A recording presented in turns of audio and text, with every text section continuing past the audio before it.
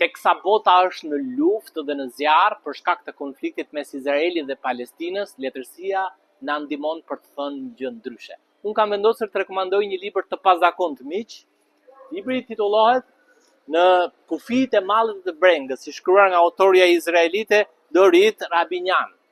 Është një histori e rrallë dashurie mes Liatit, një hebreje dhe Hilmiut, i palestinez, të cilët takojnë rastësisht në New York dhe për gjatë 6 muajve të qëndrimit të tyre zhvillohet një histori e pazakon dashurie, e mbushur plot me pasion për njëherësh edhe me urrëtitjen që përndes dy popujt prej shumë shekujsh dhe vazhdon deri në ditët tona.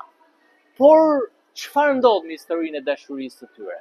Ata kthehen secili në vendin e tyre, por Hilmiu nuk mund të jetojë dot pa dashurinë e tij. Në përpjekjen e tij për të kthyer në Izrael dhe për të atakuar Liatin, ndodh diçka të cilën unë nuk do t'ja urrëfej tani, por ju ftoj ta zbuloni në këtë libër. Edhe diçka tjetër. Amos, shkrimtari i madh izraelit, thot për këtë roman: një histori e mrekullueshme dashurie që tragjedia e dy popujve nuk mund ta trondit. Dashuria bashkon dhe lufta ndan. Ky është një mesazh i bukur.